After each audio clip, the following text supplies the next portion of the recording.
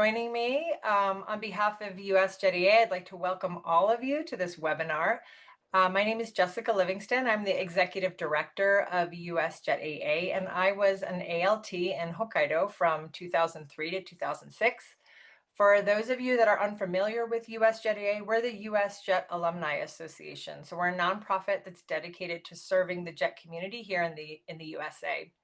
And like many of you, probably, my relationship with Japan has spanned many years. And my Japanese language skills came from a variety of places, but most definitely included Japanese teachers in high school and university. And without them, my confidence in my Japanese would not have flourished. My interactions while on jet would have been much more stilted. So they definitely helped shape my life and my career. And so tonight I'm really excited to partner with the American Association of Teachers of Japanese, which is also called AATJ, to host this webinar that's all about illuminating the pathway to becoming a Japanese language teacher and why we need them. We have an excellent panel of presenters this evening. But before I introduce them, I wanted to thank the US-Japan Foundation for supporting tonight's talk. They see value in our community as a whole, and they want to support us to fill roles that help bring the US and Japan closer. And I also want to give a big shout out to my colleague, Julia, who does so much behind the scenes to make all of our events possible, including this webinar. So thank you, Julia. This evening, we have 4 JET alumni along with 2 professors from Middlebury language schools to help pull back the curtain on next steps to becoming a Japanese language educator. Just to give you an outline of how it's going to go, we're going to have brief presentations by Tabuse sensei and Sawin sensei from Middlebury.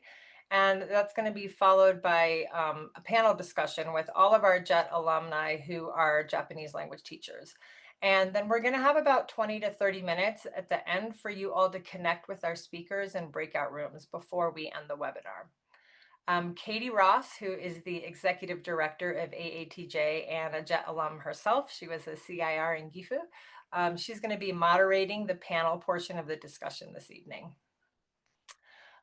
You are welcome to put your questions in the chat.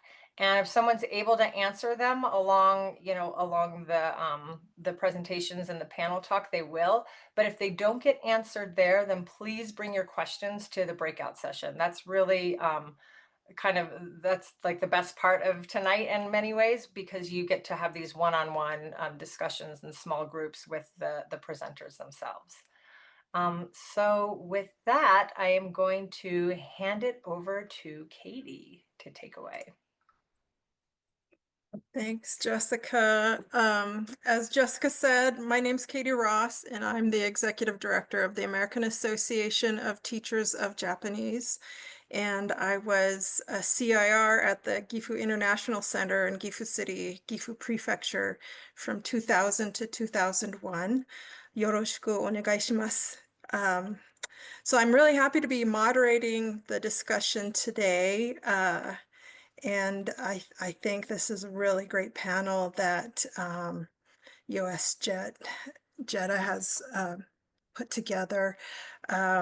So first, we'd like to start with some brief introductions of our panelists, starting with Motoko Tabuse sensei, and then we'll just continue in the order that we had planned.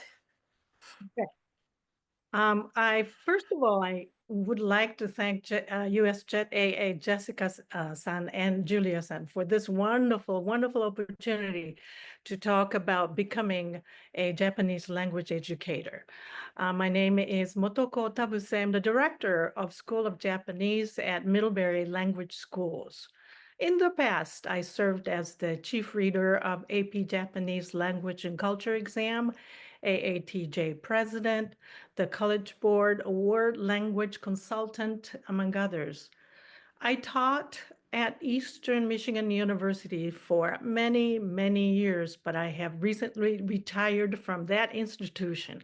I just finished my last course there in April.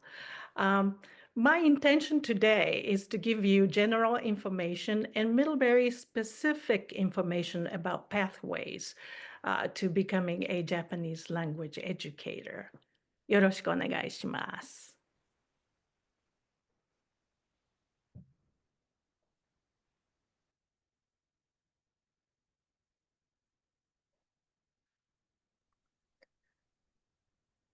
Sawin Sensei, can you Oh, introduce okay. yourself? Yeah. Yeah.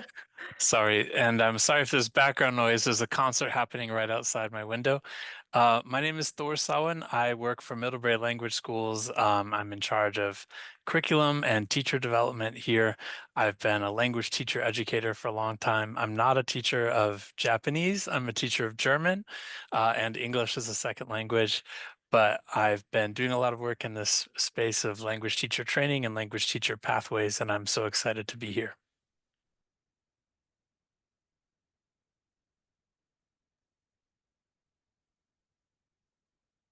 Hello, everyone. I'm Nichole Mayfield. I'm currently teaching Japanese at South Lakes High School in Reston, Virginia, which is in Fairfax County, not too far from Washington, D.C. I was a JET in 1995 in Nagasaki Prefecture. I saw someone in the chat box mentioning they were from Iki. Hello, hello. I was in Kuchinotsu, which has now been all combined with the Shimabara area of Nagasaki. But anyhow, I'm also a member of AATJ, which is the chapter for the Mid-Atlantic Association of Teachers of Japanese. So we kind of cover Virginia, Washington, D.C., Maryland. There are a couple of Pennsylvania teachers as well. And I'm very happy to be here. Thank you. Hello, konnichiwa. Nice to meet you, everybody. My name is Cameron, and welcome to Bijin Bayashi. This is what I got to see every single day as I'm going down to my little hill in Niigata. We didn't have Disneyland, but we had onsen every single day. All right. So I was there from 2008, not that old, 2008 to 2013. And currently, right now, I'm a Japanese teacher at North Salinas High School. I'm also an instructional coach there. I'm also part of the California Association of Japanese Language Teachers. And I'm so excited that there's so many of you here because my goodness, as a former jet, yeah, I'll talk more later on. Yeah, please hold on. Nice to meet you. Yoroshiku onegaishimasu. Hello, everybody. My name is Andrew Greig. I am currently an adjunct professor at Wayne State University in Detroit and of Japanese, of course. And also, my JET assignment was from 2015 to 2018 in Miyazaki Prefecture in Kyushu. I am also a graduate of the Master of Arts in Japanese Language and Culture from Middlebury. So I'm also a graduate from Tabuse Sensei's master's course that she put together. Thank you for that. Yoroshiku onegaishimasu. Thank you. Now we'll go ahead and start. We'll turn some time over to Tabuse Sensei, who has a presentation for us, which I believe is about qualifications to becoming a Japanese teacher, as well as trends in Japanese language classes. Right. Thank you very much. Can you see and hear me? Can you see the slides and hear me? Okay, great. All right. This is the agenda of the next probably 8 minutes, maybe. I'm going to just go ahead and go right in. Why do we, as seen in this pie, why do we need Japanese language and culture teachers now? Seen in this pie graph by Mid-Atlantic AATJ, it's the Nichole Sensei's organization there.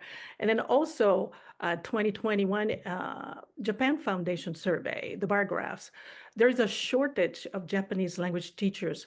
A large number of veteran teachers have begun retiring, and we are in dire need of new teachers.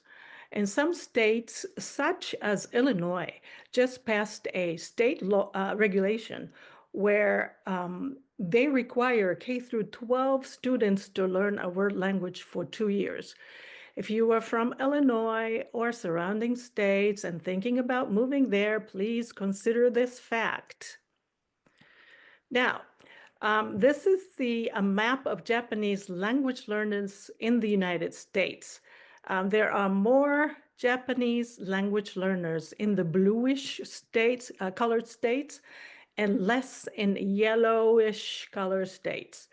The number of Japanese language teachers seem to be correlated with the locations of Japanese American companies throughout the states. Although this map was published 2021 by the Japan Foundation, I believe this information has not changed significantly. Now, this is the Japan Foundation Language Center website. This wonderful site lists useful information about becoming a Japanese language teacher. For example, the website lists types and places that teach Japanese language in the United States. As you can see, in addition to K through 12 public and private schools and public and private colleges and universities and community colleges, you can also teach Japanese language at Saturday schools, nonprofit organizations such as Japan American Society for for-profit organizations and online schools. I believe you'll be able to get this information later. Now, continuing with the Japan Foundation site, it lists the U.S. colleges and universities where you can obtain teaching credentials, I should say. All K through public school teachers must be certified in the state in which they teach, and the requirements vary greatly. Private K through 12 schools may not require teacher certification, yet they often require a master's or higher degree or a state-issued certificate. The universities and colleges listed in this website usually offer the initial certification programs and therefore it is usually for undergraduate students. JET participants already have a BA or equivalent, so JET participants should consider master's degree programs or alternative pathways. And Dr. Thor Sawin will explain alternative routes to obtain certification to become a teacher later. And this is updated. This list is updated in 2024, December 2024. It's a brand new list. Now, to be a teacher, you will need to demonstrate Japanese language proficiency at the advanced level, or at least at the intermediate high level, but it's strongly recommended that you are at the advanced level. In skills using ACTFL, American Council on the Teaching of Foreign Languages, proficiency scales. Advanced level people are comfortable with paragraph level Japanese.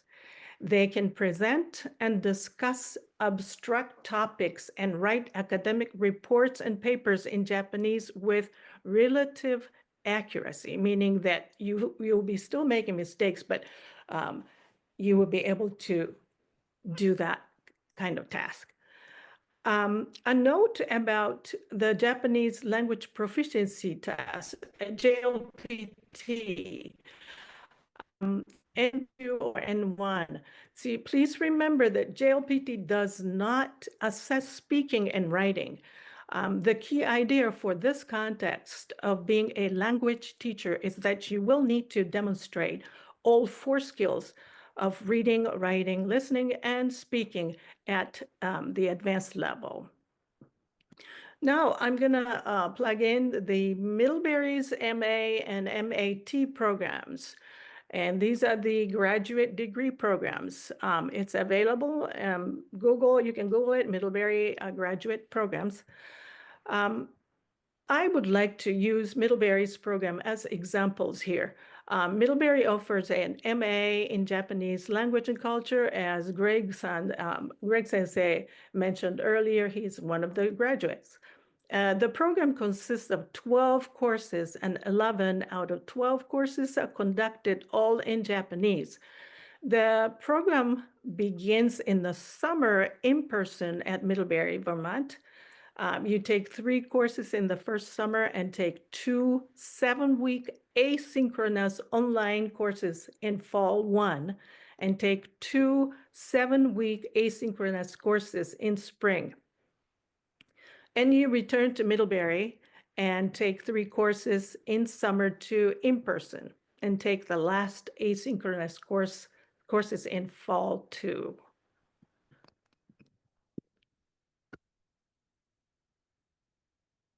This is the summer 1 and summer 2 course faculty members.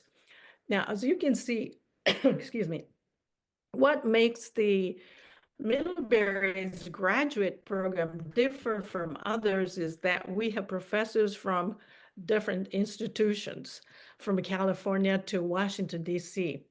The common denominator is we're so passionate to educate future Japanese language teachers and leaders in our field in the United States. And this is the fall and spring asynchronous course faculty. This is where MA and MAT, the usual MA and MAT teaching, excuse me, program differ. MAT program courses taught in English with candidates from other language groups. And I will answer the questions about the Japanese courses. Thor will answer questions about the MAT specific questions later. Now, most of our graduates are teaching at high schools, Saturday schools, community colleges, but we have graduate working at the Consulate General of Japan in Detroit currently. Now, I presented information about Middlebury Language Schools graduate programs. However, you should also visit American AATJ's website, particularly the SIG special interest group called Japanese Language Education Graduate Program Network. This site will give you more information about other graduate programs in the United States. And the SIG chair is Jay Takeuchi Sensei, who is also the JAT. So another connection here. And then I also would like to introduce here that AATJ has local affiliates, that is regional organizations. And local organizations are generally a great place for you to interact with Japanese language educators and in your area. And you can see them in action. Okay, and 2 more slides here. And of course, the Japan Foundation Los Angeles provides very useful information if you are interested in becoming a Japanese language teacher. So please go ahead and visit that site. And the last is from the Japan Foundation. Lastly, those of you who are working at an institution that teaches Japanese language, please make sure that you participate in the survey. And collecting data is very good for AATJ and everyone. So that's it. 終わり。ありがとうございました。Thank you, Tabuse Sensei. Next, we'll go ahead and turn the time over to Sawin Sensei, who is going to talk a little bit about pathways to becoming a teacher of Japanese in the US. Yes, and I'm particularly going to talk about teaching in the school system. So in K through 12, there's different options for teaching in community colleges or teaching in adult schools, but this presentation is going to focus particularly on that. So I'll share my screen. Okay. So one thing that is important to know is this distinction that you can teach in the public schools, but then you need a teaching license And there's two ways to get a teaching license in all of the states that we have available, or in the territories. Another thing that people don't know about is that you can get licensed as a teacher within the Department of Defense, which has schools at military bases all over the United States and the world, but you still need a teacher license. It kind of acts as its own state in the education system, and many of those teach Japanese as well. So you can either go through an alternative pathway, which is something that has started to appear, and especially the last 10 or so years, in response to the teacher shortage that Tabuse sensei was talking about. And this is usually an easier on-ramp to becoming a teacher, but it has some limitations, which I'll discuss. Or you can get a license through an educator preparation program. An EPP is what they're called. And these are officially registered through a state and looks more like a traditional kind of major or a coursework-based program for becoming a teacher. You can also, of course, always teach in a private or a charter school, in which case you don't need a teaching license. And if you don't need a teaching license, why would you want to teach in the public school?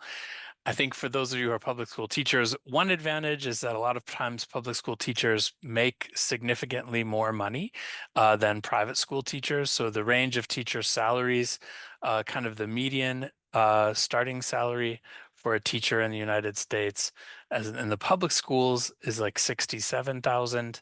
And in many states, you can work your way up to a six-figure salary by the end of your career, whereas private schools tend to not pay as well.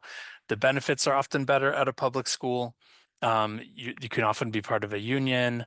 There's sometimes a pension program aligned with that. Now, the downside sometimes of teaching in a public school versus a private school is that the public school is much more dependent on the demographics of the local area. So in some ways, there can be more reporting requirements because it's governed by state and federal policies.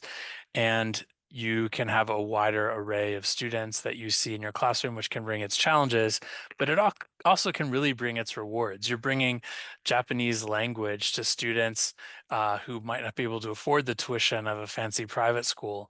You can make the content accessible to people from a much wider range of backgrounds. If you want to get a license, all licenses basically, whether it's the alternative pathway or educator preparation pathway, there's basically two kinds of tests that you have to pass. A basic skills for educators test, which differs from state to state, but they're all kind of similar.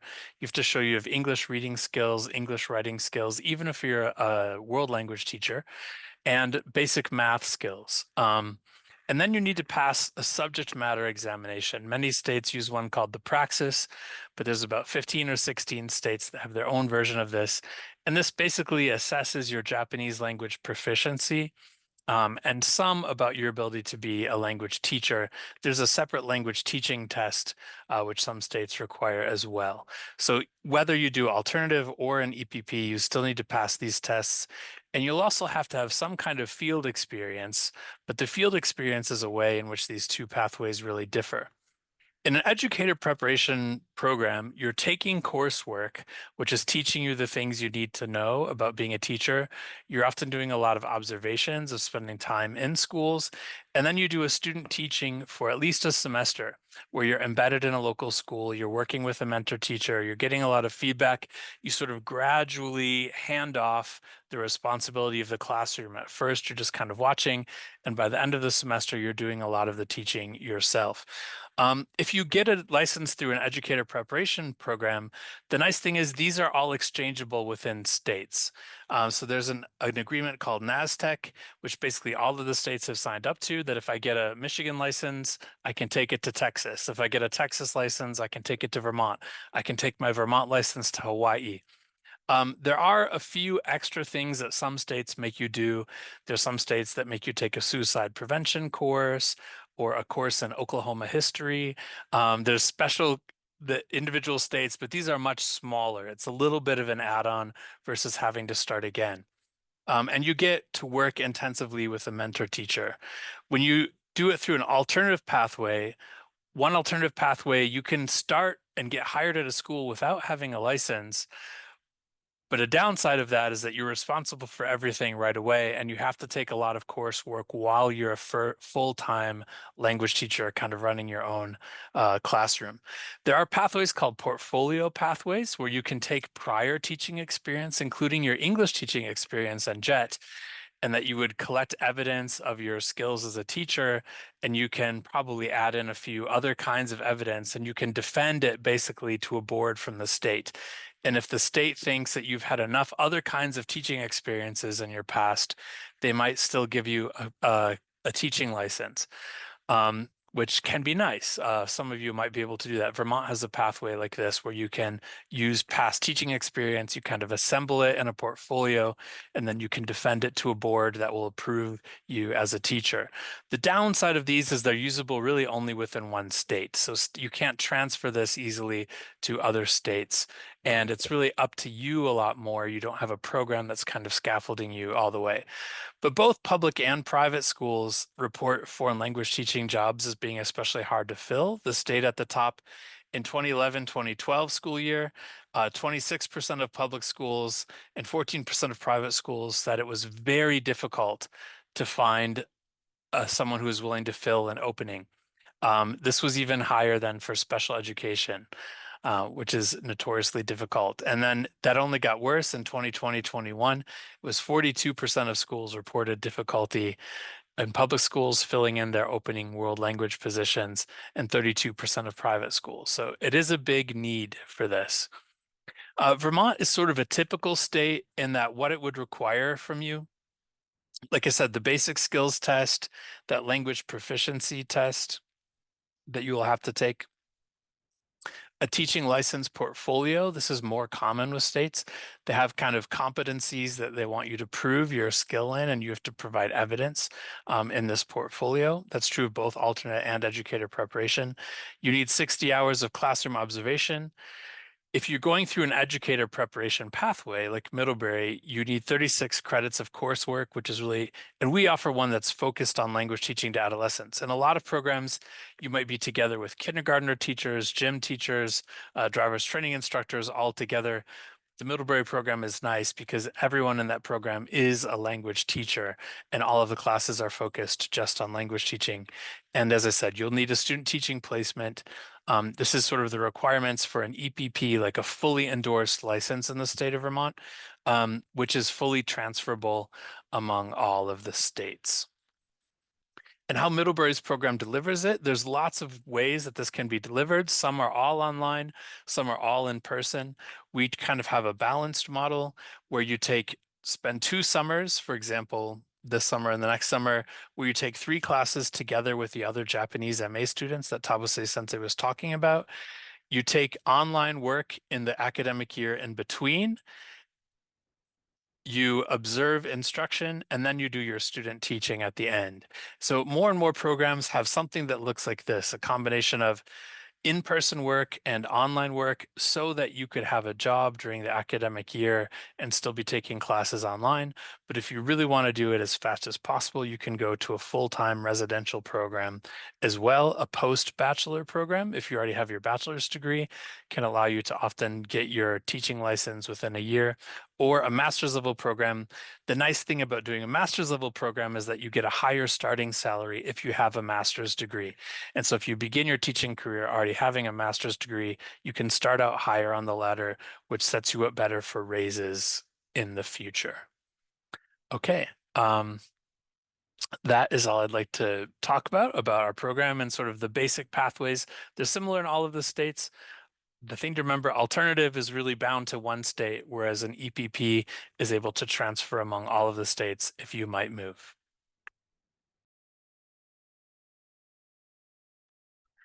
All right, thank you. We're going to go ahead and move on to our panel discussion, and I'll just be asking questions, and our panelists will answer them. And anyway, let's start with this question, and this question is directed to Nichole, Andrew, and Cameron.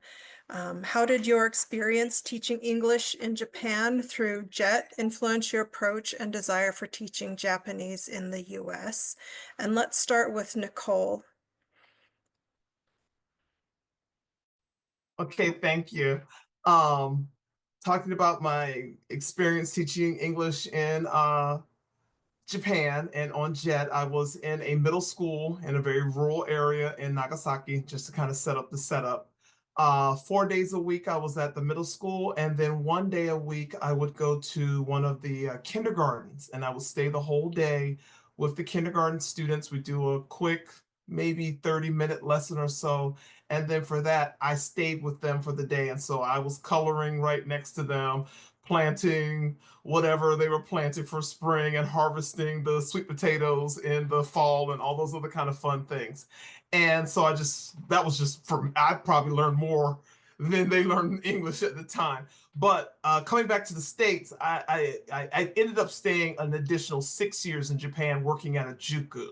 So then, of course, I had all ages from preschool all the way up to adults in the evening time. And I think though I enjoyed it, I had a good time. English is my first language. It's not something I had to learn to do. It just was in my world. I did enjoy my English classes, but I loved my Japanese classes as a high schooler and in college. And I just had a passion for showing other people how to learn Japanese and what are the fun things about it. And so, uh, uh, having fun with the kids in Japan, I could, I guess I was showing my personality and, fun things about US culture, but then being able to take those experiences of how I did it to the classroom in the States here in Fairfax. There were a lot of songs that we learned, and I would translate the songs or the best way I could in Japanese to be able to kind of share that with my students. Um, I just I wanted other kids to know Japanese is not this hard, difficult. I mean, it is hard, but I mean, it's not this impossible language. You can do it. I always tell the kids, I'm originally from Portsmouth, Virginia, which is Southeast Virginia, near Norfolk, Virginia Beach area.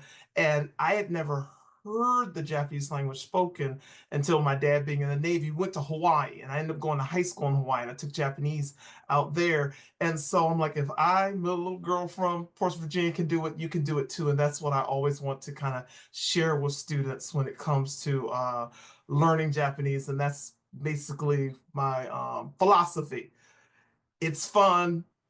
Anybody can do it if I can do it. Thank you. Thanks, Nichole. Andrew? Yeah.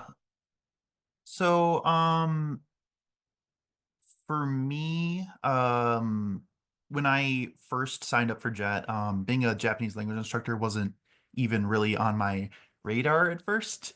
You know, there's obviously a difference between the language of instruction in JET. I was an ALT,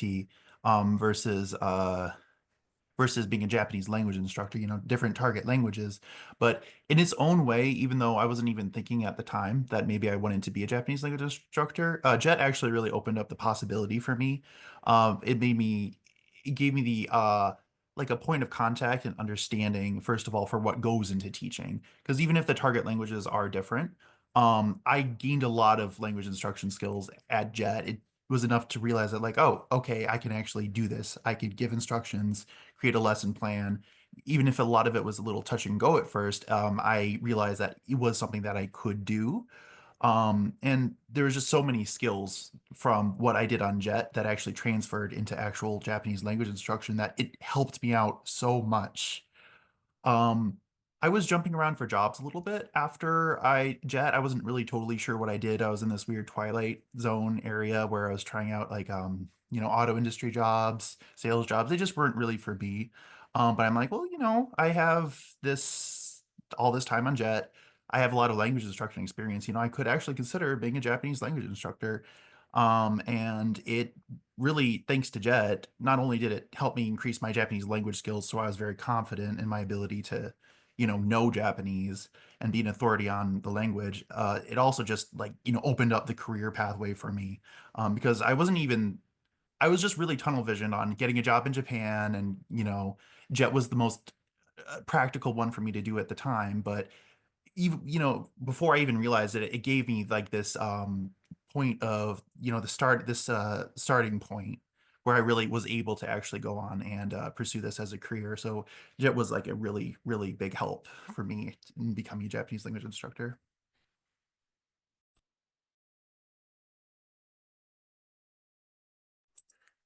Thanks, Andrew. Cameron? Okay, so a little bit about myself before I talk about the why. I was in Niigata for 5 years, and I went as a CIR. Now, I don't know how many of us are CIRs in a room or ALTs. I've actually been in both shoes, because in my case, I was out in the boonies right here, and I was asked to be called in as a glorified ALT, essentially. I taught a lot of the different grades. So I went to kindergarten a couple of times a month. I was at a middle school, at a base school twice every week. I had an evening eikaiwa class, while I also planned some activities and stuff too, for the local community and also for other JET participants from across different prefectures when we had our basketball tournaments and stuff. So all I have to say is, I think one of my biggest gains in my 5 years on JET is really the connections, the genuine connections with community that I was able to build, that's inside and outside of the classroom. And I have a hunch that that's probably similar for many of you here with us today, whether you're currently on JET or before. You think fondly of the people that you connected with. And for those of us who are in the classroom, think about the times that we were in the classroom and we really connected with students, and you see that gleam in their eyes. And most likely it's not because they're learning, oh, subject, verb, object. It's probably not getting excited about that, except for the super language geeks. They're rare.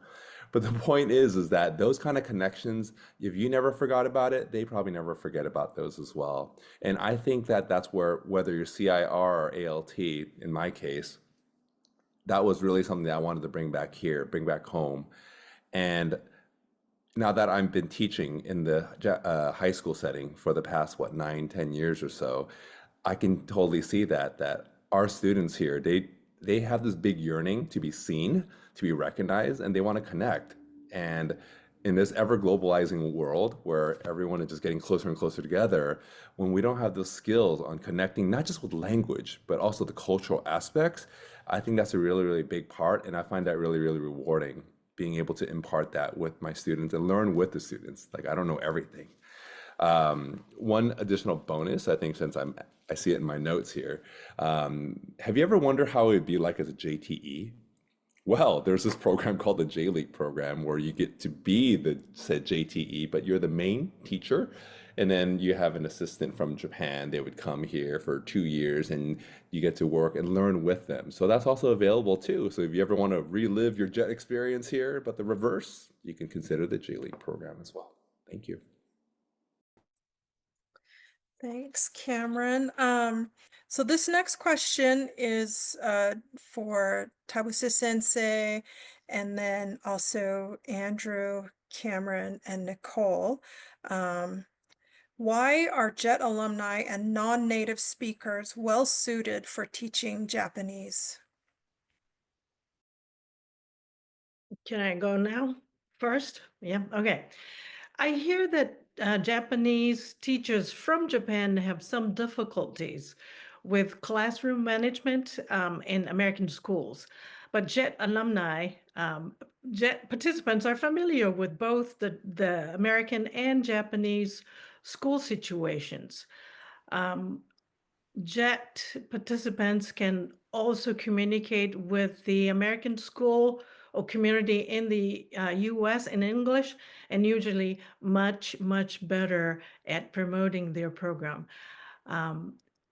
This JET participants are fully aware of the process of being Japanese language learners, and because you went through the experience. And that's, I think, it's a very, very strong point. Thank you. Next, Andrew. Yeah, so one big advantage I would say of being I'll start with non-native speaker.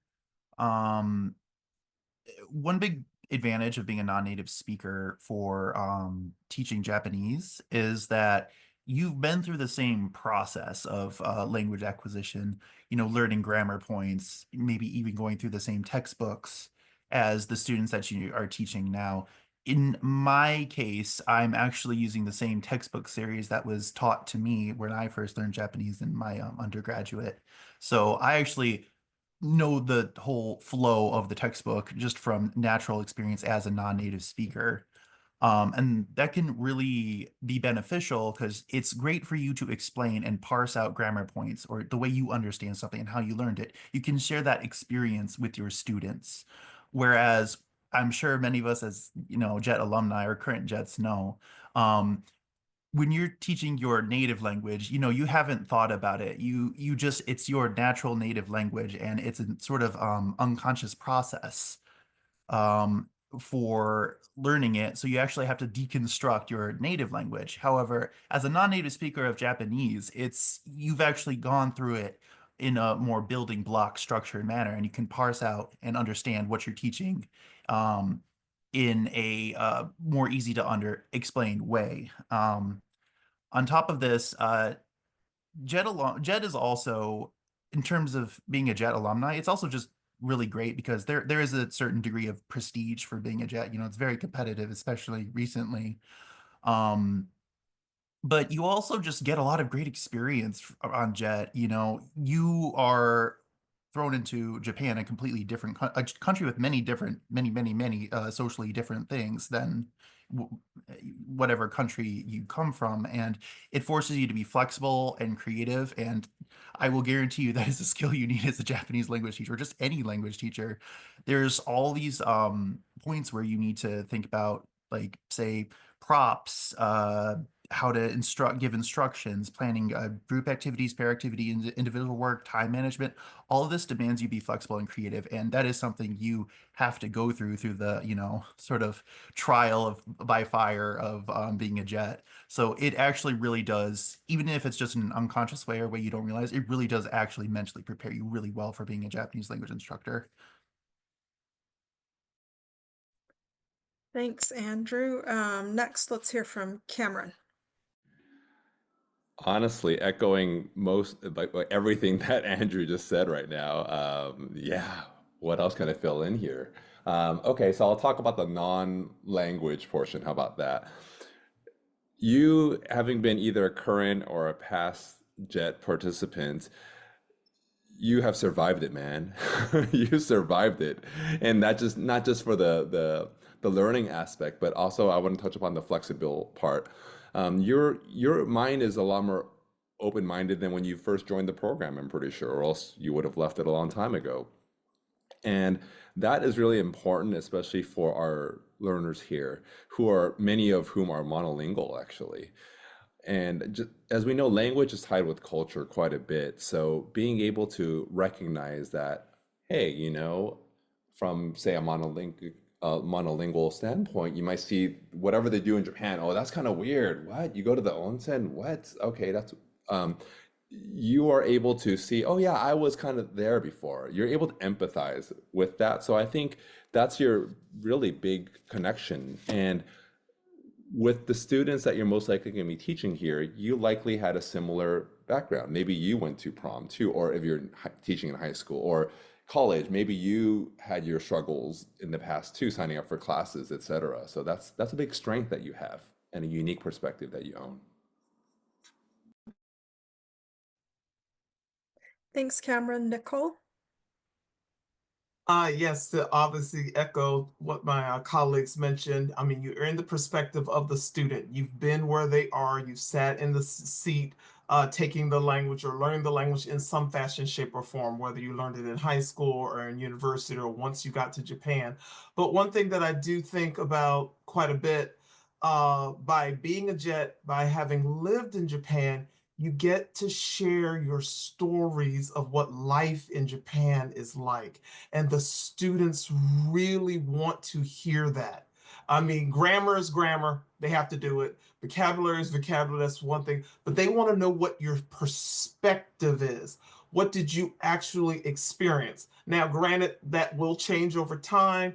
The experience is going to be different, you know, male versus female, et cetera, all those things, but it still is an experience that's verified. Because, of course, for many of the kids, if they've never been out of the States, obviously most of them have never been to Japan, their impression is what they've seen on TV, what they've seen on YouTube, and in all countries, what we show out to the world might not always be the best representation. It is a representation, but they want to know your stories. And so to be able to say, I did A, B, and C, or when I'm showing something of, this is in Tokyo, I can say, I've been to this place. And when I went there, I did A, B, and C. And they want that verification of it's real, it's true, it tastes like this, or the food tastes like this, or it doesn't taste like that.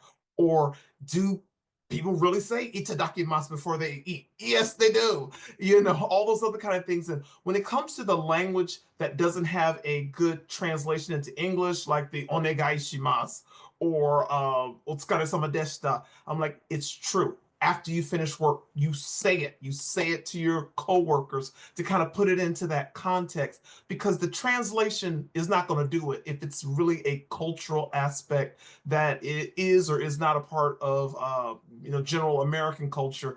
They want to know that it's real, that it's not just in a book, that it's tangible, that you feel it, you taste it, whatever.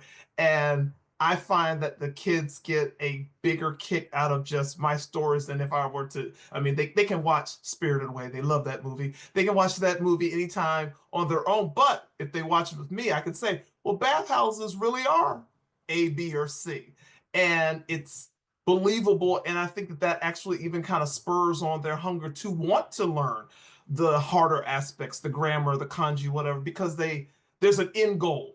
Oh, my teacher said that she actually read that sign over there. Well, one day I'll be able to read it on my own, kind of thing. And I think that once you have been a jet and you've lived in the country, you know, whether it's a rural area or not, you're going to travel throughout the country. You're going to see other places, and they get to feel that what you're talking about actually is tangible. It's something that they can experience and you've experienced yourself. And I think that's what the jet, I mean, obviously being a non-native teacher, you can tell them the pitfalls about the language or whatever. But when you talk about how you lived in Japan, I think that that just brings another perspective, another just layer to the actual classroom experience that the students crave. They love to hear your stories, even the most benign ones, all the way up to the the bigger incidents. I think that that's what you can give more than anything, is your actual experiences that you had while living in Japan.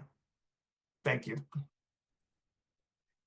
Thanks, Nichole. Next, this question is for Nichole and then Andrew. And the question is, how do student demographics and motivations differ between K through 12 and college level Japanese learners? And we'll start with Nichole. Okay, representing the K through 12 aspect, and even within that, the age group still does matter. If we're talking elementary, so that's grades 1 or K through grade 6, many times that is a parental push. They're in the program because mom and dad signed them up. The average first grader does not have much choice over what classes that they take. In Fairfax County, we actually have 2 elementary schools that do have partial immersion programs. My own children did that program, and if they're in the first grade, mom and dad signed them up. And obviously I was gung-ho for language, and so I signed my own children up. So their motivation is parent geared, but then how they come to like the language, that is a little more personal. They may have interest in, they're going to do cultural aspects in school, and so maybe making onigiri was something that was fun for them. Or when their school has a Japan Day or some kind of festival activity, they enjoyed all the different kind of games, and so that can kind of keep them going.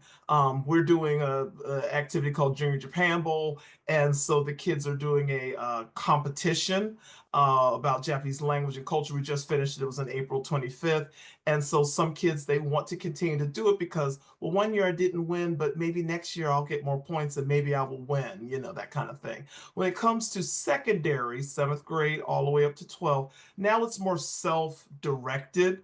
Students have more say in what classes that they sign up for. Parental guidance is there, but if they want to take Japanese, 9 times it's because they really do want to.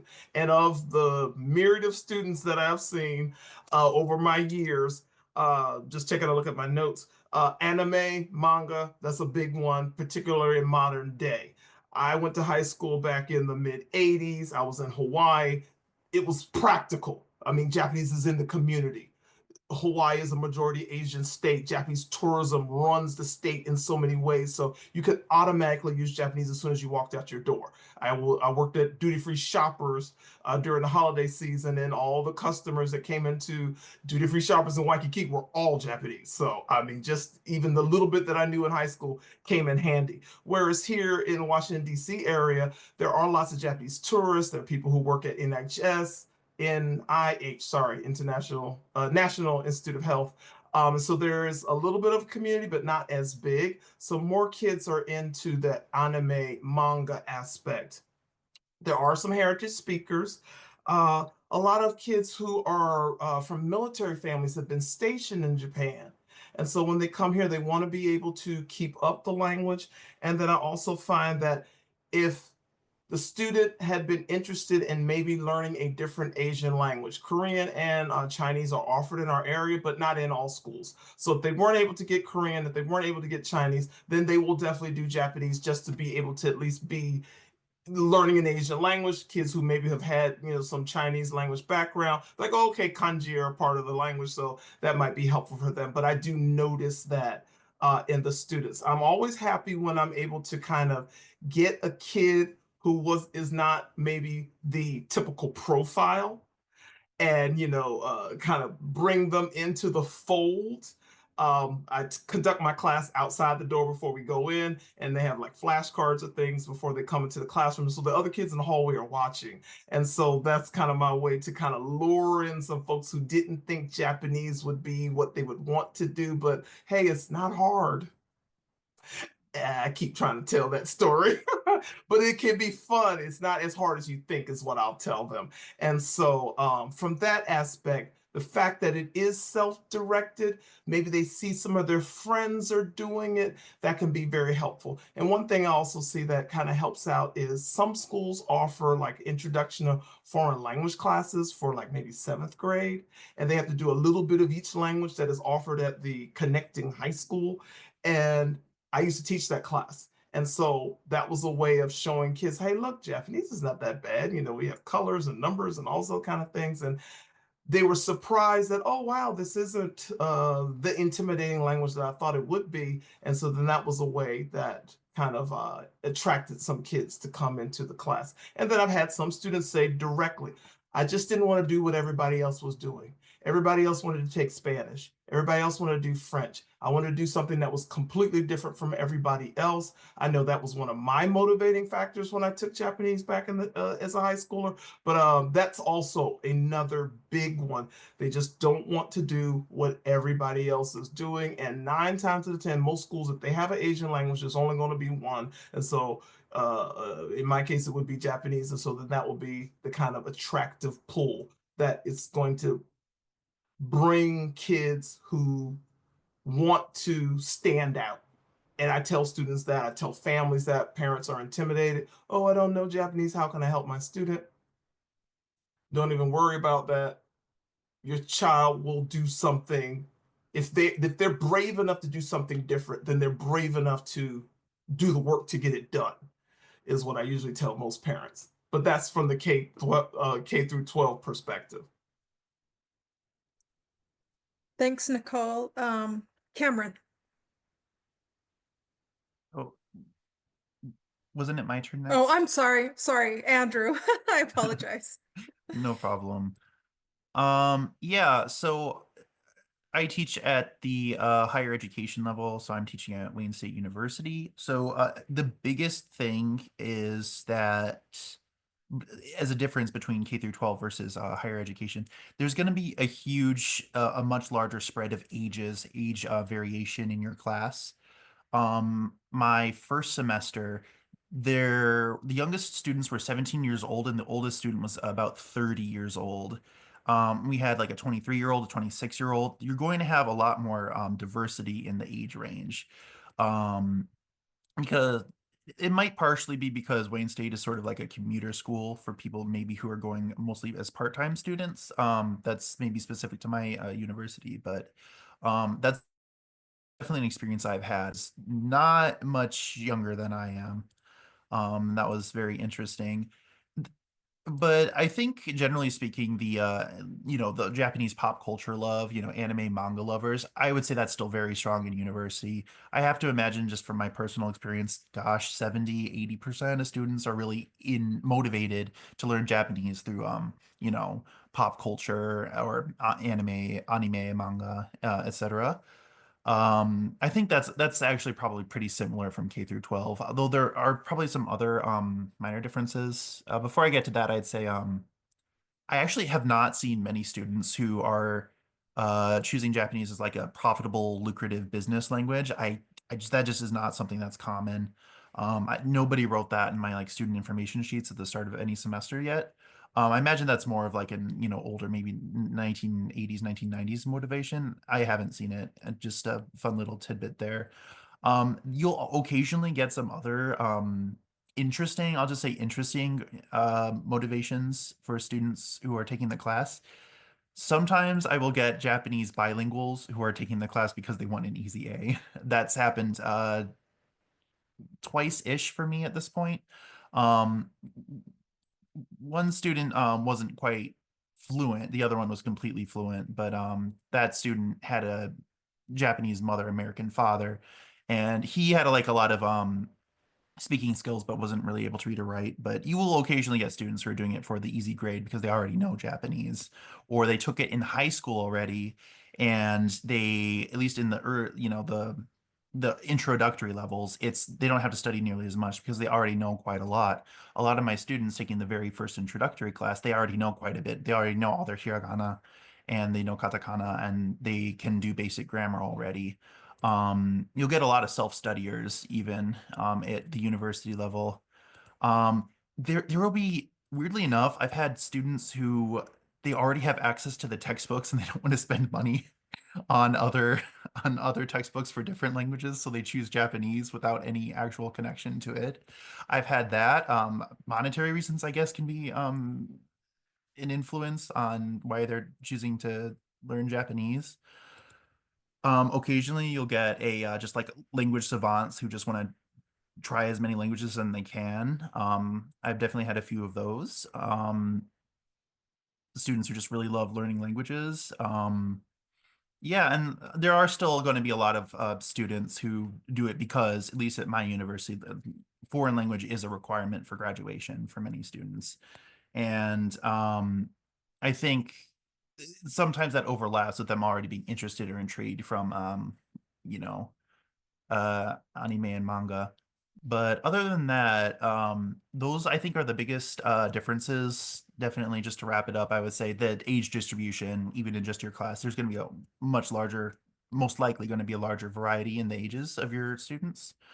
Maybe students are taking it because they've already learned language from high school. I think those are some really big differences. And maybe this is possible in K through 12 as well, but university grades generally are more thought as important, I'd say, than, well, definitely more than middle school. Some students might be taking it because they already have prior knowledge and they want an easy A. So those are some things that I would say are probably different from university versus K through 12.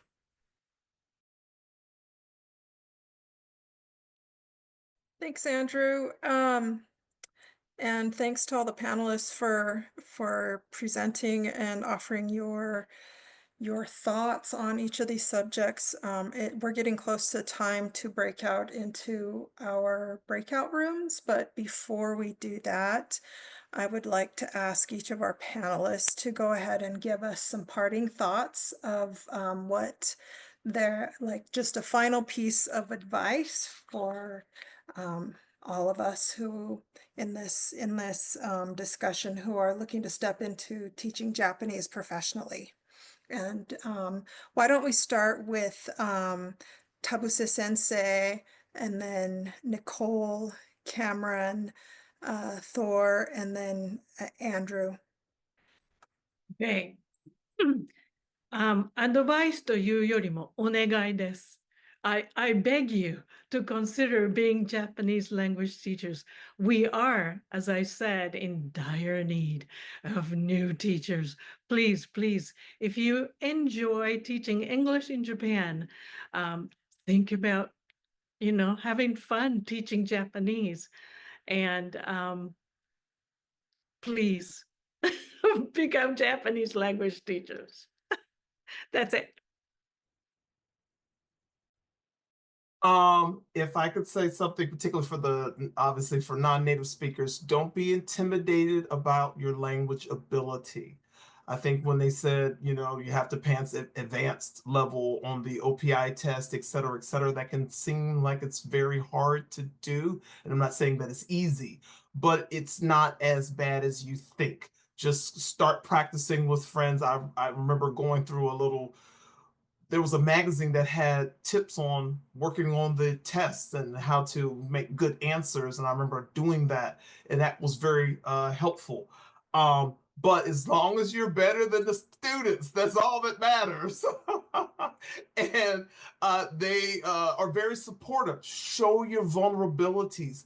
That's okay too, because there are times that there are native speakers in your class. They have grown up with the language. And if you're feeling, oh, I'm going to make a mistake in front of them, it's okay. I refer to them. Hey, what do you think about this? Does that sound good to you? Would you say it this way? Would you say it that way? And they like to be helpful. My students who had Chinese speaking ability or writing ability, I would say, hey, come on, we're having a writing contest. Let's put it on the board right here. And they enjoy many times sharing their knowledge as well. And so I wanted to show that we're all learning and growing together. So if you feel that, oh, maybe I'm not a good speaker or my kanji's not so good, learn and grow with the kids is totally fine.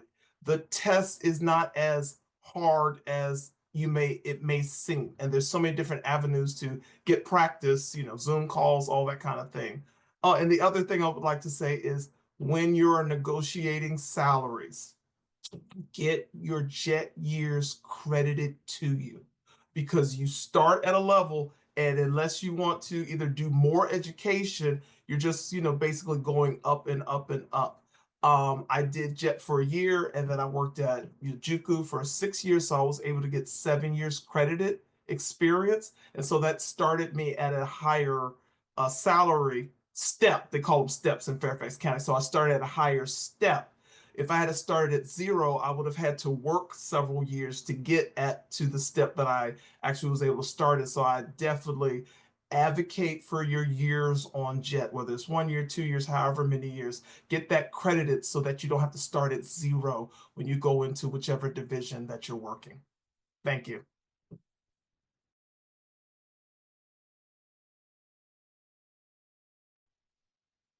Thanks, Nichole. Let's hear from Cameron next. Is this for me? Is probably what you're thinking about. And I think the answer really is it depends. Because even though we're saying teaching Japanese, that could look like a wide variety of things. You could be teaching at a kindergarten. You could be at middle school, high school, upper secondary. And with that comes, it's a very, very, very different. And I think Nichole touched a little bit upon that, depending on, say, your language ability. Because I've also seen, like, say, if you're teaching at middle school, if you're only teaching like a level 1 class, sometimes, I mean, you still have to pass your test, but I've seen teachers where you can kind of get away with like just, yeah, well, it depends, but just so don't be too scared by that. And to really answer that question, is it for you? What I would highly recommend is if you have access to it, in person would be best. try to find out what Japanese classes are available for observation around you. I would highly recommend going to different levels if possible.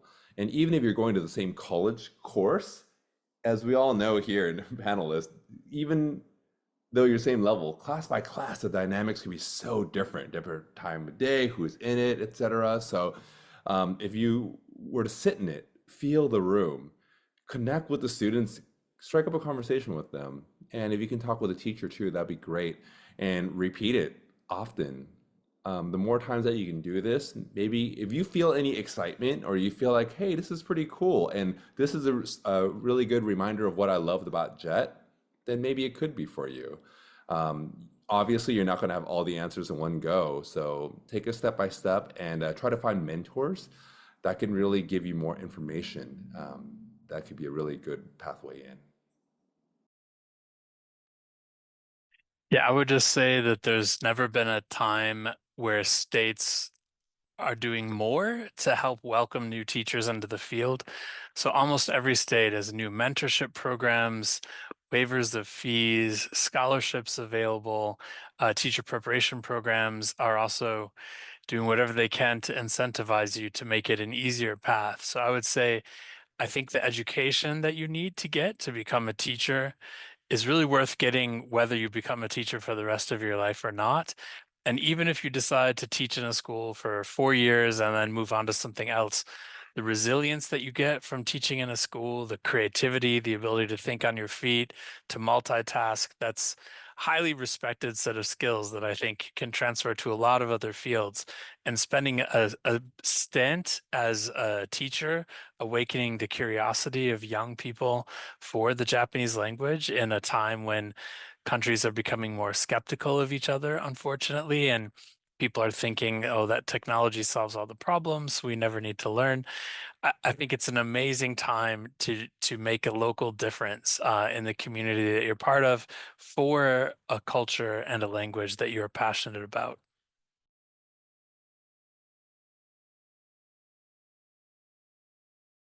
Yeah, and I guess the thing I would like to impart is if you do decide to start out, I am still relatively new as a Japanese language instructor.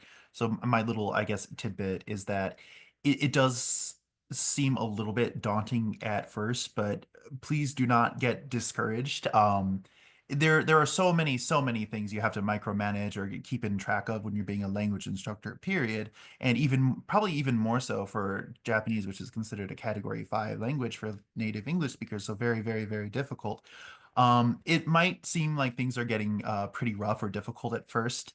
I know it did for me. My first class was actually through Zoom, so I was looking at like a bunch of dark screens, and it was so easy to get in my own head. But by the end of the semester, the students were like, "Oh, it was great, thank you," and I was like, "Oh, that went a lot better than I thought it did." Even though there are so many mistakes that you can make, things generally will not go perfectly or according to plan. But I would say just go with it because there is a lot of making up and learning as you go as an instructor, and I'm sure you've learned that from Jet. So if you do try it out, don't get discouraged if things seem a little daunting at first, because most likely it is going better than you might think it is. So stay positive, and I'm sure it will be a great experience and opportunity for you.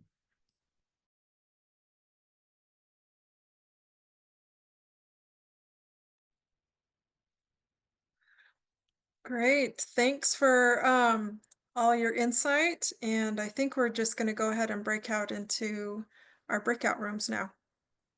Yeah, so thank you to all of our panelists. Like, I've never even considered being a Japanese teacher, but now I'm listening to you and I'm like, oh, maybe I should put that on my future to-do list. We'll see.